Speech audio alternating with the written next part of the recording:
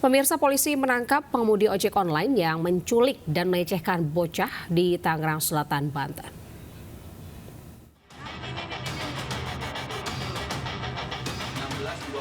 Aparat Satreskrim Polres Tangerang Selatan menangkap pengemudi ojek online yang menculik KFA, bocah laki-laki di Tangerang Selatan, Banten.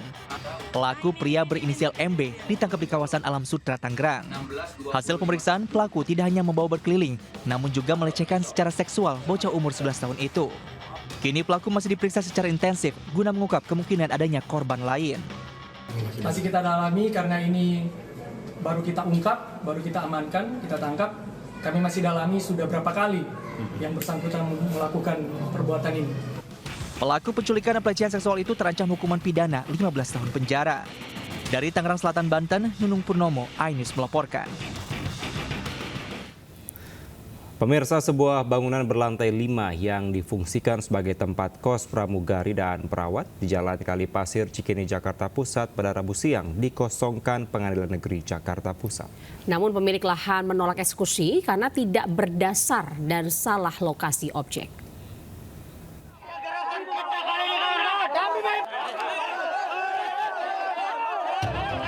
Gedung berlantai 5 di Jalan Kalipasir nomor 16 Kelurahan Cikini, Menteng, Jakarta Pusat, Rabu pagi dikosongkan petugas eksekusi dari Pengadilan Negeri Jakarta Pusat. Puluhan petugas eksekusi mengeluarkan barang-barang dari kamar-kamar di gedung milik PT Mitra Mata yang dijadikan tempat kos, pramugari, dan perawat. Eksekusi dilakukan setelah pemilik lahan ditetapkan sebagai pihak yang kalah dalam perkara yang melibatkan salah satu bank BUMN. Pemilik objek mempertanyakan dasar sengketa dari pihak bank dan Pengadilan Negeri Jakarta Pusat yang hanya berdasarkan legendem zaman Belanda dan bukan berdasarkan sertifikat sah dari negara. Selain itu, eksekusi pengosongan juga salah alamat dan salah lokasi. Masyarakat sekitar ini ngelawan, karena ini putusan yang dibeli. Ini di belakangnya adalah mafia tanah, memanfaatkan mafia peradilan, menggunakan kedok. Sekarang di sini kita punya sertifikat, kita punya IMB, kita punya SK BPN, semua mau dibatalkan. Atas dasar pemilikan hak dia dari zaman Belanda, Eigendom yang sudah expire di tahun 50. Yang tahun 80 pun pemerintah bilang Eigendom Belanda tuh nggak ada artinya. Kuasa hukum dari pihak bank meminta pemilik lahan untuk mengajukan keberatan melalui pengadilan dan beradu data serta bukti di dalam pengadilan. Jadi karena tadi yang kita mau seperti itu justru. Jadi kita tidak berdebat di lokasi ini, kita hargai proses hukum yang sudah dilakukan, kita hargai pengadilan sudah hadir, pihak keamanan sudah hadir, kepolisian dan didampingi oleh seluruh pihak, bahkan pemerintah setempat.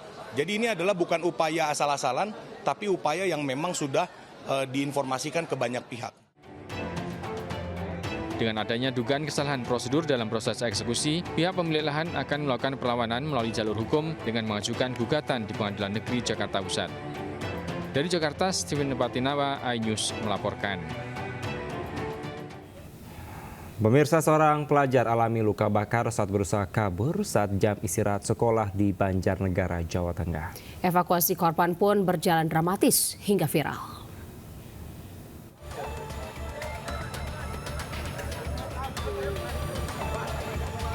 Sejumlah penjaga sekolah berusaha mengevakuasi pelajar bernama Reza yang pingsan dan alami luka bakar di lantai 3 sekolahnya di salah satu SMK di Banjarnegara. Reza sebelumnya berusaha kabur dari sekolah saat jam istirahat. Awalnya pelajar kelas 10 ini berniat bolos dan nekat melompat ke tiang listrik. Naas, tangan korban malah menyentuh salah satu kabel listrik bertegangan tinggi. Beruntung korban selamat, namun korban alami luka bakar di bagian lengan dan kaki. Korban pun segera dilarikan ke Rumah Sakit Emmanuel Kelampok. Anak itu niatnya mau keluar, bolos dari sekolah. Karena jam istirahat lingkungan kami kan ditutup semuanya. Jadi tidak dibuka sampai dengan akhir kegiatan. Usai kejadian, pihak sekolah mengimbau seluruh pelajar tetap menaati tata tertib di sekolah demi keamanan dan keselamatan. Dari Banjarnegara, Jawa Tengah, Nurdin Ozi, iNews melaporkan. Ya, Kevin dan juga pemirsa, ini seorang wanita menjadi otak perampokan pacarnya sendiri di Sleman, Yogyakarta. Ya, modus pelaku pemirsa menyewa pria lain dengan senjata tajam untuk membegal saat berada di objek wisata Kaliurang.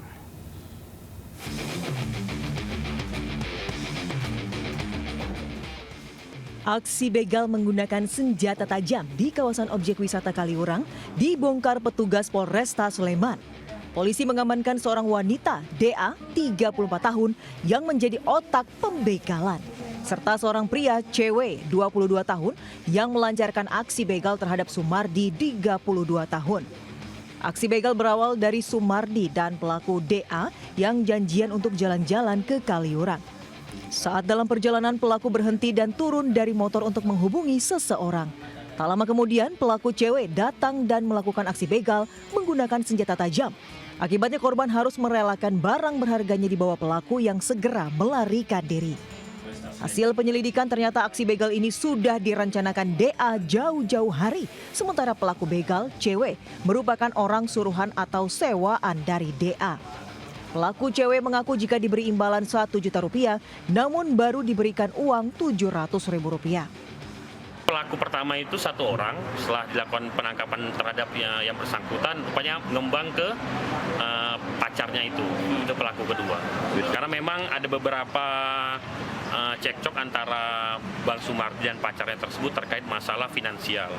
Ada beberapa barang yang diminta sama si pacarnya. Akibat perbuatannya, pelaku cewek dan DA dijerat dengan pasal 365 dengan ancaman hukuman maksimal 4 tahun penjara. Dari Sleman, Yogyakarta, Heru Trioko Anyus melaporkan. Pemirsa, seorang ibu rumah tangga ditangkap polisi karena menjadi penadah sepeda motor curian di Makassar, Sulawesi Selatan. Sepeda motor didatangkan dari Sulawesi untuk dikirim ke kawasan timur Indonesia.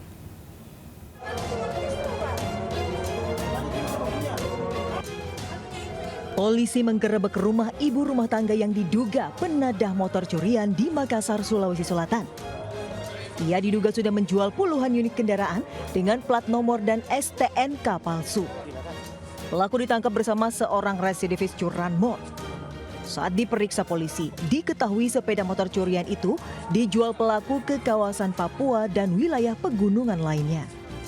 Dia bawa ke kota Makassar, diserahkan terakhirnya salah satu perempuan yang kita amankan tadi. Yang modusnya perempuan itu menada barang-barang hasil curian maupun kendaraan roda 2 lalu dikirim ke Papua. Sebelumnya Resmo Polres Pindrang dan Polda Sulsel telah menangkap jaringan penggelapan kendaraan plat nomor dan STNK palsu. Hingga kini polisi masih mengembangkan kasus ini untuk menangkap anggota sindikat lainnya. Dari Kota Makassar, Sulawesi Selatan, Muhammad Nurbone, iNews melaporkan. Pemirsa, gadis belia 14 tahun dijual kakak tirinya ke 5 laki-laki hidung belang di Padang Pariaman, Sumatera Barat. Kakak tirinya sudah menjual korban ini sebanyak 3 kali dengan variasi harga sekitar Rp300.000 hingga Rp700.000.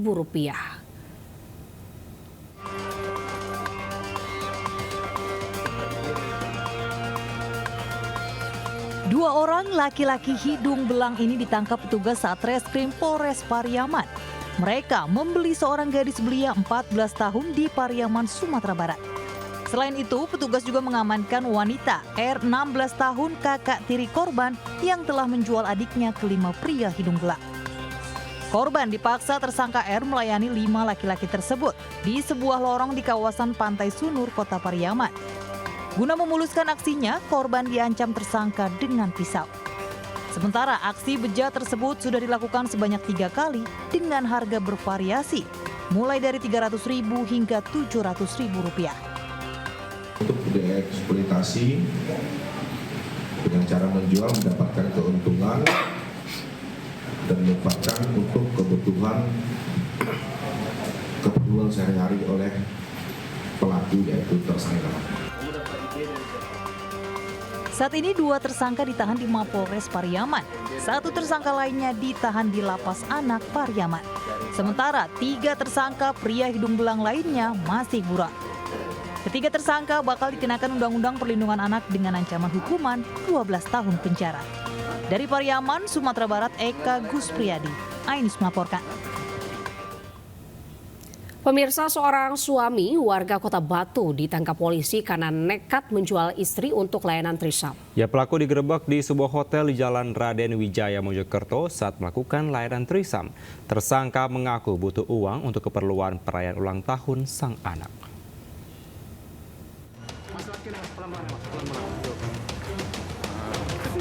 Tersangka HM, 25 tahun, warga Kecamatan Batu, Kota Batu ditangkap tim Satreskrim Polres Mojokerto karena menjual istrinya sendiri untuk layanan trisam. Pelaku ditangkap saat melakukan layanan tersebut di sebuah hotel di Jalan Raden Wijaya, Kecamatan Keranggan. Dari keterangan tersangka, pelaku menjual istrinya untuk layanan trisam sebesar Rp1,5 juta. Tersangka telah melakukan hal yang sama sebanyak 2 kali. Ironisnya, pelaku tega menjual istrinya untuk layanan trisam demi fantasi seks dan kebutuhan ekonomi. Selain itu, pelaku juga butuh untuk keperluan ulang tahun anak pertamanya. Enggak sih ya, untuk sensasi baru aja. Terus istri gimana responnya? Ya mau, awal nggak mau lama-lama. Ini alasan finansial ekonomi. Yang kedua memang alasan untuk memuaskan fantasi seksnya. Dan kebetulan pada saat kejadian itu korban juga si istrinya mengakui ke kami bahwa ini untuk ulang tahun anaknya.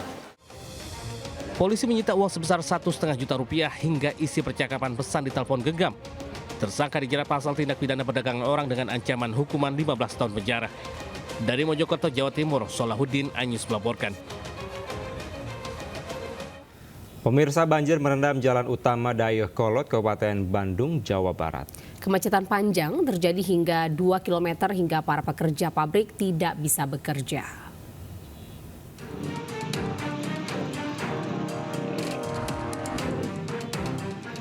Setelah diguyur hujan selama 2 hari, jalan utama Dayakolot, Kabupaten Bandung, Rabu pagi direndam banjir.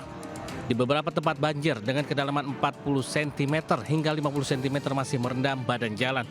Akibatnya kemacetan terjadi hingga 2 km dari arah Muhammad Toha hingga ke arah Banjaran. Kendaraan kecil tak bisa melintas, hanya kendaraan besar yang bisa melintas genangan. Sementara sepeda motor dan mobil yang nekat melintas mogok. Akibat banjir ini, sejumlah pekerja pabrik di kawasan itu tak bisa berangkat bekerja. Mobil jemputan yang mengangkut mereka memilih putar balik, tak berani melintasi genangan air. Jalan Raya Dayakolot, Kabupaten Bandung ini merupakan jalan utama yang menghubungkan antara kawasan Muhammad Toha, Buah Batu hingga ke arah Banjaran yang merupakan kawasan industri. Jam berapa ini Pak tertahan di sini Pak? Dari jam 6. Dari jam 6 ya? Berarti sudah sekitar berapa jam itu? 3 jam. Ini dari mana mau ke mana sih Pak? Dari Muhammad Toha ke Cimaung. Emang banjirnya sejak dari mana Bang? Dari Malang kalau. Enggak, ini berapa dari daerah mana banjirnya? Nggak tahu banjirnya. Oke, tapi pas di Dayakolot ini langsung ketahan banjir ya? Datangnya sekitar jam 6 pagi. Nah terus ini makin naik atau makin turun kira-kira kelihatan ini? Ini makin naik. Makin naik ya? Soalnya air Citarumnya makin meluap. Jadi timbah ke sini. Banjir di kawasan ini memang kerap terjadi, terutama jika hujan deras terjadi dalam waktu lama. Banjir biasanya disebabkan meluapnya Sungai Citarum yang berada tak jauh dari kawasan itu. Dari Kabupaten Bandung, Jawa Barat, Yuan Pangestu, Ainus melaporkan. Pemirsa, banjir bandang yang menerjang fasilitas umum termasuk kantor polisi di Mandailing Natal, Sumatera Utara. Derasnya arus banjir ini membuat warga panik. Curah hujan yang tinggi membuat debit sungai Sioru-Oru meluap hingga mengakibatkan banjir bandang di Mandailing Natal, Sumatera Utara. Banjir menerjang sejumlah fasilitas umum seperti puskesmas, kantor kecamatan, jalan provinsi, hingga kantor Polsek Batang Natal. Tahanan Polsek pun langsung dievakuasi petugas ke tempat yang lebih aman. Musibah ini sempat membuat warga ketakutan, namun selang 1 jam pasca kejadian, genangan banjir berangsur surut. Tidak ada korban jiwa dalam musibah ini.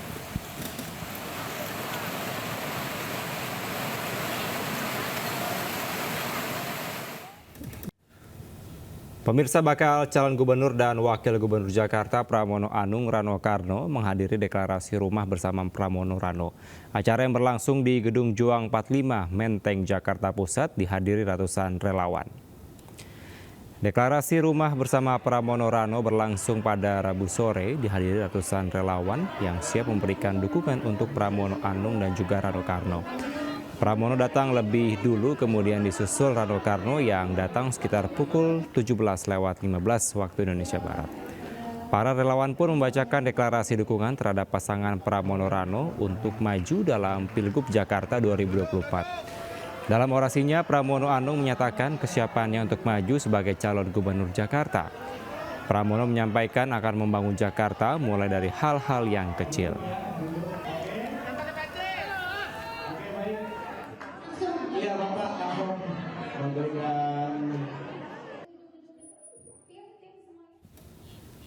Pemirsa, Sekretaris Kabinet Seskap Pramono Anung mengajukan pengunduran diri dari Sekretaris Kabinet Indonesia Maju.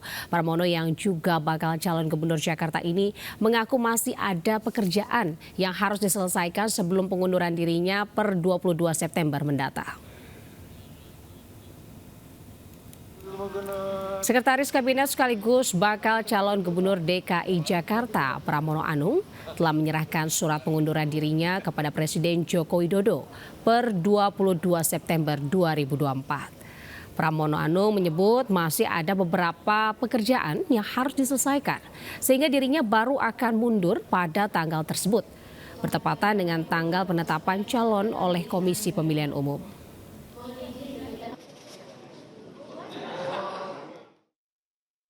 Karena memang masih ada beberapa pekerjaan yang harus saya persiapkan, saya selesaikan. Saya akan mudah-mudahan disetujui oleh Bapak Presiden akan mundur tanggal 22 September karena itu merupakan hari atau waktu penetapan sebagai calon. Pemirsa, Presiden Jokowi mencanangkan pembangunan jalur MRT lintas timur barat sepanjang 24,5 km. Jalur ini akan menghubungkan kawasan Tomang, Jakarta Barat hingga Medan Satria, Bekasi, Jawa Barat.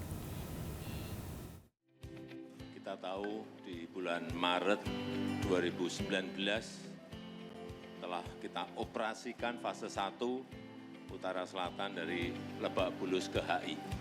Yang kalau kita lihat sekarang, utara selatan fase 1. Pencanangan pembangunan MRT lintas timur barat berlangsung di titik integrasi MRT Tamrin, Jakarta Pusat pada Rabu pagi. Dalam sambutannya, Presiden Joko Widodo mengatakan keberadaan MRT lintasan timur ke barat akan memberikan dukungan kepada Jakarta sebagai kota global dan aglomerasi. Jalur barat timur ini juga akan melengkapi jalur yang sudah ada, yakni utara selatan, dan akan mengubah peradaban transportasi modern di Jakarta. Proses konstruksi dari Tomang, Jakarta Barat hingga Medan Satria, Bekasi diperkirakan memakan waktu 6 tahun.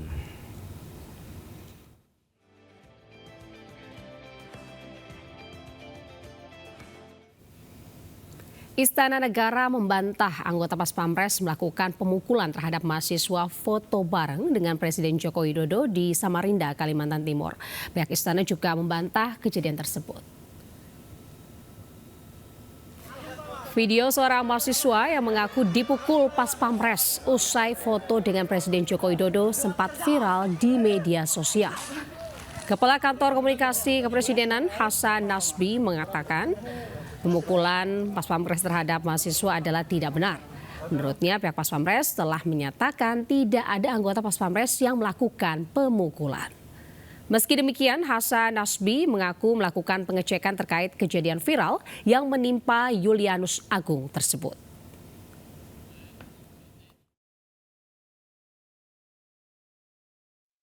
Komandan Pas Pampres sudah membantah itu kan? Sudah dibantah, dan sebenarnya kan Pak Presiden nggak pernah sendiri. Teman-teman media punya gambarnya nggak? Punya videonya nggak? Biar tahu benar ada itu atau siapa yang melakukannya. Kita kan belum bisa konfirmasi sampai sekarang. Karena dari Pas Pampres kan sudah nyatakan tidak ada dari mereka kan. Iya, itu kan diatur oleh Pas Pampres. Iya, itu diatur oleh, seperti biasa aja. Yang mendekat ke Presiden kan harus dapat clearance dari Pas Pampres kan. Kalau yang nggak dapat clearance ya tentu nggak bisa. Pemirsa, pengguna jalan tol dalam kota perlu mempersiapkan saldo uang elektronik tambahan. karena dalam waktu dekat bakal ada penyesuaian tarif pada ruas tol tersebut. Lalu apakah kenaikan tarif tol ini dapat menjadi solusi untuk mengatasi kemacetan?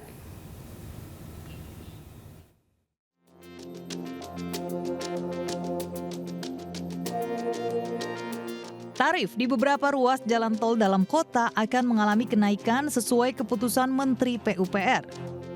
Penyesuaian harga dilakukan sebagai imbas dari inflasi yang terjadi dari tahun ke tahun. Ruas jalan tol dalam kota yang mengalami kenaikan tarif meliputi jalan tol Cawang Tomang Pluit dan Cawang Tanjung Priok Ancol Timur Pluit. Penyesuaian tarif tol ini pun dikeluhkan warga karena dianggap tetap tidak bisa menyelesaikan kemacetan yang kerap terjadi di dalam tol. Tol dalam kota ini tarifnya akan naik, Pak? Kalau kita sih nggak setuju ya, soal biar katanya gitu aja udah macet terus ya. Gimana kalau ibaratnya nggak ini sih setuju aja kalau nggak macet sih.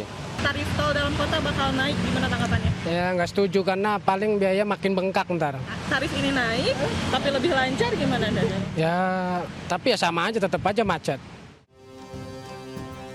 Adapun tarif tol dalam kota saat ini golongan 1 Rp10.500, golongan 2 dan 3 Rp15.500 dan golongan 4 dan 5 Rp17.500. Dari Jakarta, Wenda Nura, Abdul Rosid, Ainis melaporkan. Pemirsa, di akhir masa jabatannya, Presiden Joko Widodo mengambil sumpah 3 pejabat negara baru. Salah satunya Jokowi melantik Sekjen PBNU Saifullah Yusuf sebagai Menteri Sosial. Presiden Joko Widodo secara resmi melantik Saifullah Yusuf sebagai Menteri Sosial Kabinet Indonesia Maju dalam sisa masa jabatan periode tahun 2019 hingga 2024 di Istana Negara Jakarta pada hari Rabu. Gus Ipul menggantikan Tri Risma hari ini yang kini maju di kontestasi Pilkada 2024. Presiden juga melantik Edi Hartono sebagai Kepala Badan Nasional Penanggulangan Terorisme atau BNPT. Acara pelantikan menjelang purna tugas Presiden Jokowi ini dihadiri sejumlah menteri, Panglima TNI, Kapolri, dan para pimpinan lembaga tinggi negara lainnya.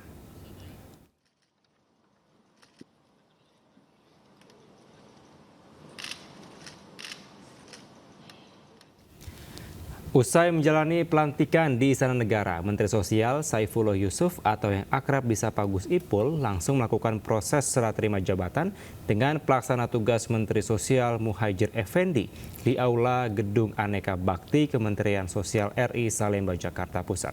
Ya, Gus Ipul berharap kerjasama dalam menyelesaikan dan meneruskan apa yang sudah dikerjakan oleh menteri terdahulu.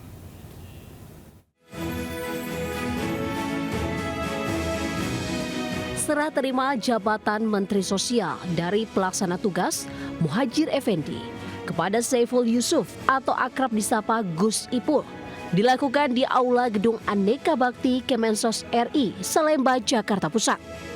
Serah terima langsung disaksikan oleh pejabat di jajaran Kementerian Sosial RI.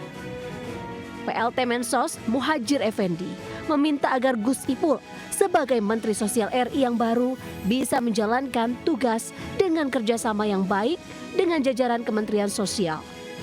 Di sisi lain, Gus Ipul menyatakan akan langsung melakukan koordinasi dan menggelar rapat dengan jajaran Kemensos untuk memetakan masalah dan pekerjaan rumah yang masih ada di Kementerian Sosial.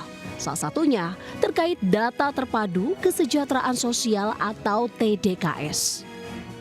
Data ini patut untuk dicermati perkembangannya dan kita sudah punya tim ya yang coba mengikuti dinamika itu. Jadi memang soal data ini hal yang sangat penting ya, bahkan juga pernah diingatkan langsung oleh KPK waktu itu dan Kemensos sudah berkoordinasi dengan KPK.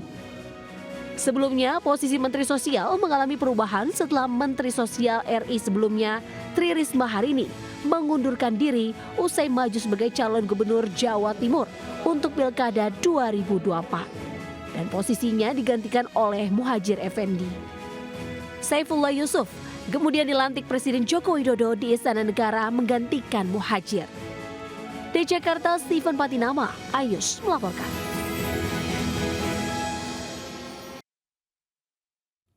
Pemirsa, RCTI Plus menggelar nonton bareng pertandingan Timnas Indonesia melawan Australia bertajuk Off Air Super Show Sport Garuda di Dadaku. Kegiatan yang digelar di Ion Mall Delta Mas Cikarang ini dihadiri ribuan pengunjung yang mendukung Timnas Indonesia serta turut dimeriahkan oleh sejumlah artis tanah air.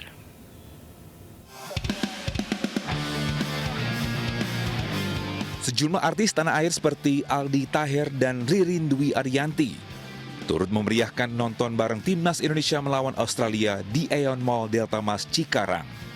Bertajuk Off Air Super Show Sport Garuda di Dadaku, RCTI Plus menyelenggarakan nobar yang dihadiri lebih dari 3.000 pengunjung ini sekaligus untuk memfasilitasi para supporter Timnas Indonesia yang tidak bisa memberikan dukungan langsung di Stadion GBK Jakarta. Jadi RCTI Plus itu berkomitmen untuk bisa memfasilitasi antusias dari para pengguna aplikasi RCTI Plus ya, yang sangat mengidolakan Timnas Indonesia, yang menunggu-nunggu kapan jadwal pertandingan Timnas Indonesia ini bermain gitu kan, dan mereka pengen banget bisa mendukung skuad Garuda ini gitu. Makanya kita bikin nobar, kita bareng-bareng ya kan, bersama-sama buat dukung Timnas. Luar biasa lomba, seru banget, mereka semangat ya, mereka memberikan support buat Timnas. Tadi sempat kita pemanasan dulu, nyanyi bareng, mereka joget, semua seru banget untuk mendukung tim Garuda Indonesia. Hasil imbang 0-0 antara Indonesia dan Australia tidak membuat para pecinta sepak bola kecewa. Karena event ini juga disertai dengan berbagai macam hiburan, mulai dari dance performance sekolah-sekolah unggulan di Indonesia dan sanggar tari, hingga game seru yang setia menemani para pengunjung yang hadir. Rencananya RCTI Plus akan kembali mengadakan nobar bertajuk Off Air Super Show Sport Garuda di Dadaku di bulan depan sebagai bentuk dukungan penuh untuk Timnas Indonesia. Dari Kabupaten Bekasi, Jawa Barat, Jen Cahyani, Rama Romadona, iNews melaporkan. Ya pemirsa, kita ke informasi PON 21, tim Judo DKI Jakarta mendominasi final PON 21 Aceh Sumatera Utara yang berlangsung di gelanggang mahasiswa Universitas Syah Kuala Banda Aceh. Tim DKI Jakarta berhasil meraih 4 medali emas dari 6 nomor yang dipertandingkan.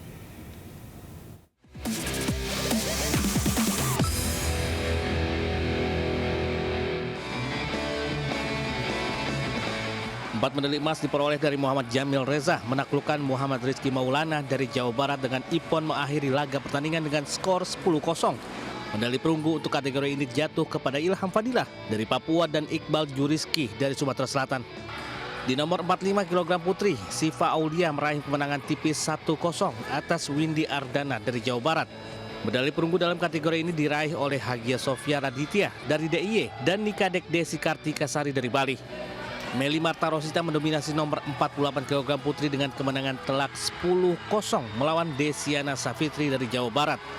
Erika Singgi dari Kalimantan Timur dan Amanah Nur Istiqomah dari Banten yang merebut medali perunggu.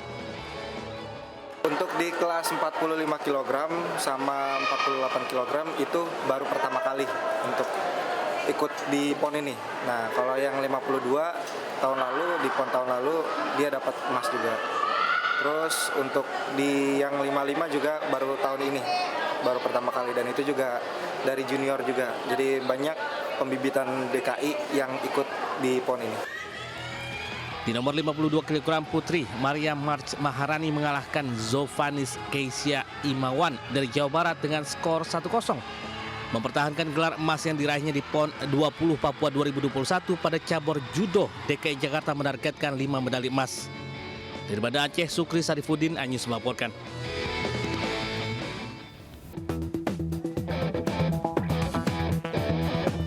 Cabang olahraga renang perairan terbuka ini berlangsung di Pantai Bahari Perairan Danau Toba, Kabupaten Simalungun, Sumatera Utara yang disaksikan ribuan penonton. Danau Toba yang menjadi tuan rumah untuk cabang olahraga perairan terbuka telah menarik perhatian nasional sebagai salah satu lokasi ideal untuk olahraga air. Ajang PON 21 ini tidak hanya menjadi panggung bagi para atlet untuk berkompetisi, tetapi juga diharapkan dapat meningkatkan promosi pariwisata Danau Toba sebagai salah satu destinasi unggulan Indonesia. Afla Fadlan Prawira, salah satu perenang jarak jauh andalan Indonesia, mencatatkan waktu 2 jam 11 menit 51 detik, mempersembahkan medali emas bagi kontingen Jawa Barat. Ini adalah kali ketiga Afla Fadlan berlaga di nomor renang perairan terbuka dalam PON. Dan kali ini dia kembali menunjukkan dominasinya. Saya terakhir kali ke Danau Toba itu 2014, jadi udah lumayan lama. Tapi ya karakteristik Danau Toba memang unik, suhunya cukup dingin, lalu sedikit meskipun di danau harus ada ombak, jadi itu salah satu tantangan juga. Ya alhamdulillah bisa mengatasi dengan baik dan tampil dengan maksimal di sini. Di belakang Afla Fadlan, Alexander Adrian dari Sulawesi Tengah berhasil merebut medali perak dengan catatan waktu 2 jam 15 menit 56 detik. Sementara itu, medali perunggu diraih oleh atlet Jawa Timur M. Dimas Permana Taufik dengan waktu 2 jam 16 menit 16 detik. Dari Kabupaten Simalungun, Sumatera Utara, Dharma Setiawan, iNews melaporkan. Dan pemirsa, berikut perolehan medali sementara peserta PON 21 2024 Aceh Sumut hingga Rabu malam.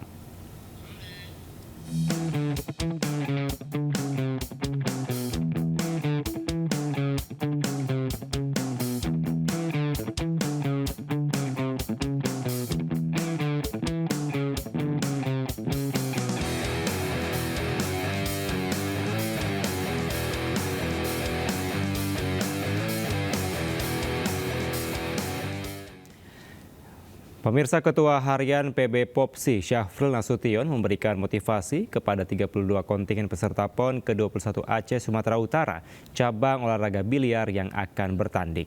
Diharapkan para atlet biliar ini dapat menghasilkan prestasi yang terbaik dan juga menjunjung tinggi sportivitas selama penyelenggaraan PON ke-21 berlangsung.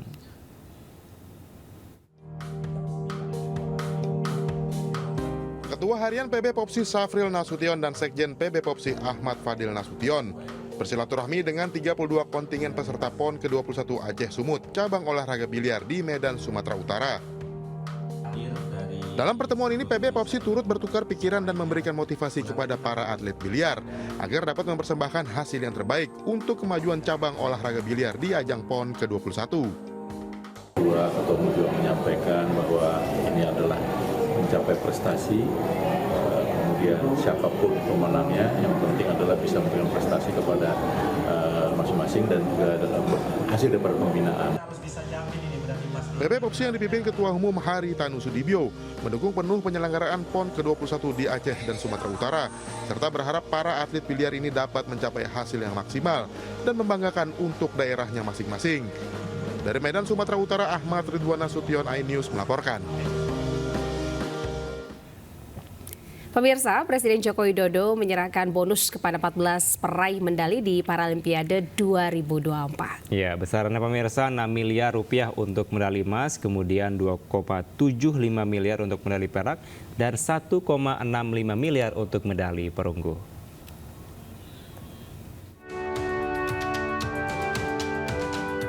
Penyerahan bonus kepada 14 peraih medali di Paralimpiade Paris 2024 digelar di halaman Istana Merdeka, Jakarta, Rabu. Presiden Joko Widodo menyerahkan langsung bonus sebesar 6 miliar rupiah untuk peraih medali emas, 2 miliar 750 juta untuk peraih medali perak, dan 1 miliar 650 juta rupiah untuk peraih medali perunggu. Penyerahan bonus didampingi Menpora Dito Aryo Tejo dan Menko PMK Muhadjir Effendi. Jokowi menyebut jumlah medali yang diraih mencetak sejarah baru. Saya sangat gembira dan bangga karena dalam ajang tersebut kontingen Merah Putih berhasil mencetak sejarah baru seperti tadi disampaikan oleh Bapak Menpora, berhasil membawa 14 medali, 1 medali emas, 8 medali perak, dan 5 medali perunggu. Sementara para kontingen yang belum dapat medali juga mendapat apresiasi sebesar 250 juta rupiah. Pelatih dan asisten pelatih juga akan mendapatkan penghargaan atas dedikasi dan kerja keras mereka dalam melahirkan para juara. Dari Jakarta, Tim Liputan iNews melaporkan. Pemirsa, Timnas Futsal Indonesia akan menjalani pemusatan latihan atau training camp di Malang, Jawa Timur. Timnas Futsal akan fokus berlatih di Malang hingga akhir September untuk kesiapan berlaga di AFF Futsal Championship 2024.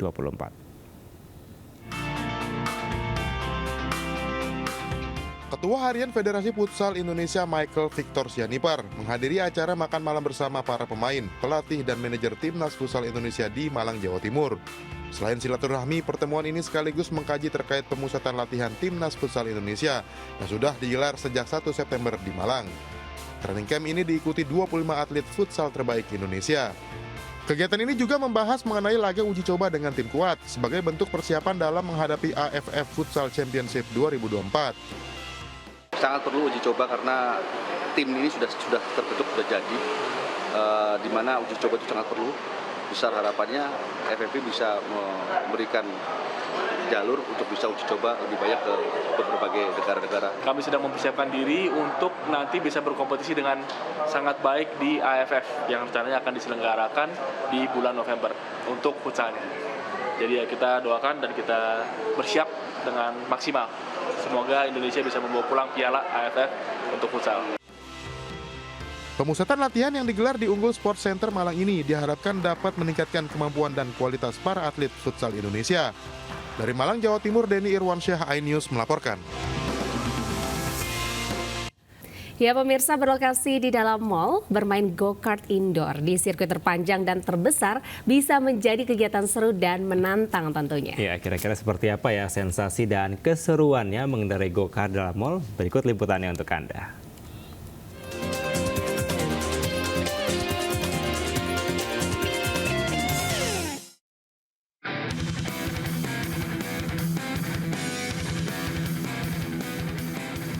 Ingin mencoba sensasi permainan menantang dan memacu adrenalin? Bermain go-kart salah satunya. Namun berbeda dengan permainan go-kart pada umumnya, Pegasus Karting menyediakan permainan go-kart indoor yakni di dalam mall. Pemirsa, saat ini saya sudah berada di area go-kart indoor dan saya sudah memiliki akses nih. Saya akan main permainan master karena saya sudah memiliki SIM C. Bagaimana keseruannya? Yuk ikuti saya. Berlokasi di salah satu mal di Jakarta Utara, permainan go-kart indoor ini menyediakan 3 pilihan berkendara, yakni junior, pro, dan master. Go-kart kelas junior dapat ditempati oleh anak dengan minimal usia 7 tahun. Go-kart pro minimal usia 17 tahun dan go-kart master minimal usia 21 tahun dengan menunjukkan SIM A atau SIM C. Wah, saya nggak sabar nih mencoba mengendarai go-kart.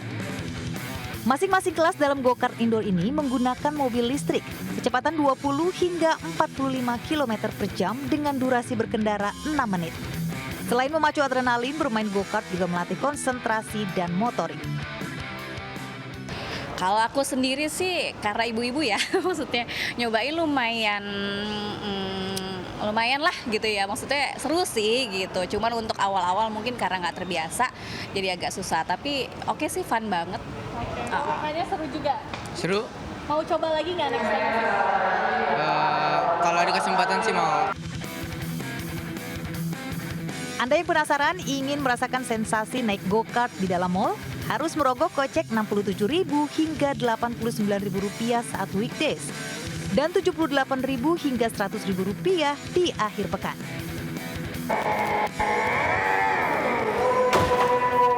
Wah, pemirsa, ternyata seru sekali bermain go-kart indoor. Tadi pun saya sudah mengendarai ini mobil go-kartnya dan memacu adrenalin sekali. Saya jadi pengen lagi nih pemirsa. Dari Jakarta, Dilamia Aulia, Zarkasi, iNews melaporkan. Seru banget. Mas, boleh sekali lagi nggak Mas nih? Ya, pemirsa, momen kunjungan kerja Wakil Menteri Pariwisata dan Ekonomi Kreatif Ejela Tanusudibio ke Banda Aceh diisi dengan mengunjungi Museum Tsunami Aceh. Museum yang berdiri sejak 26 Desember 2009 ini menjadi salah satu destinasi wisata sejarah populer kala mengunjungi Aceh.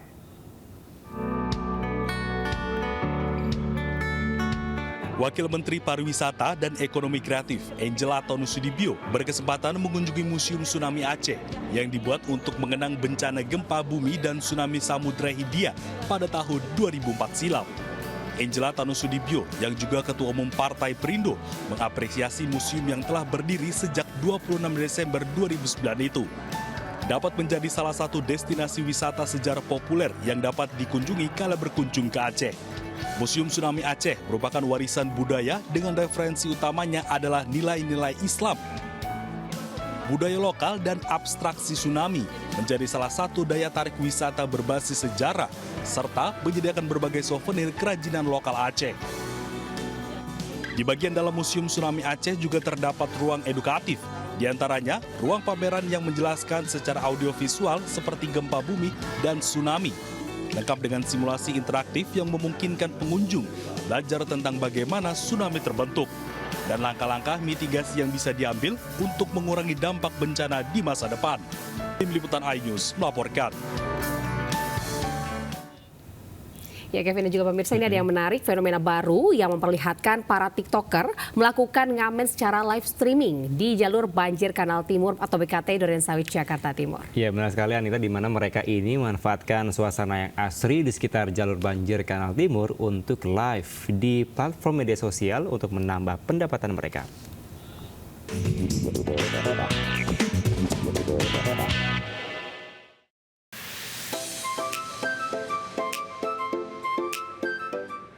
Situasi berbeda kini terlihat di sepanjang jalur banjir Kanal Timur, BKT Durensawit, Jakarta Timur.